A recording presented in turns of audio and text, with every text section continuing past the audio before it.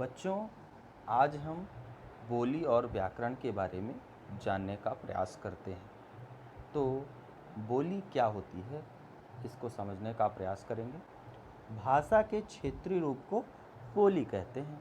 यह किसी क्षेत्र विशेष में ही वहाँ के निवासियों द्वारा मौखिक रूप से अपने विचारों के आदान प्रदान का माध्यम होती है। बोली का क्षेत्र सीमित होता है, जबकि भाषा का क्षेत्र व्यापक होता है।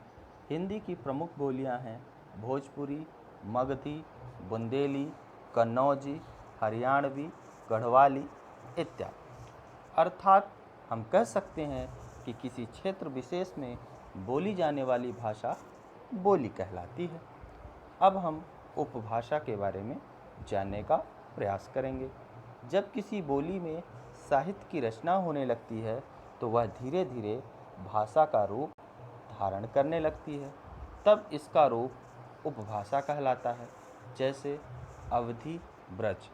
बच्चों, अवधी और ब्रज भी पहले बोली थी, किंतु इसने अपनी भाषा में, अपनी बोली में एक साहित्यिक रचना का स्वरूप दिया, जिस वजह से यह प्रचलन में बहुत ज़्यादा आ गई और बोली से यह उपभाषा या भाषा का स्वरूप प्राप्त कर गई।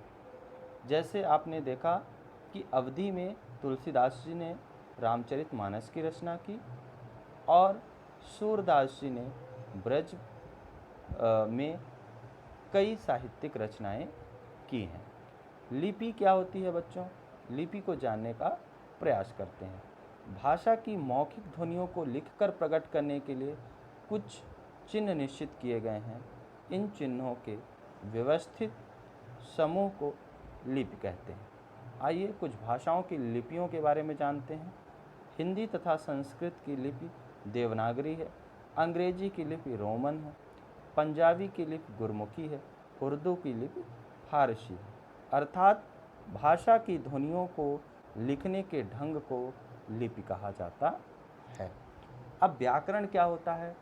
व्याकरण बहुत ही महत्वपूर्ण हिस्सा है हिंदी का। उसको समझने का प्रयास करिए। किसी भाषा के प्रयोग की नियमावली को व्याकरण कहते हैं।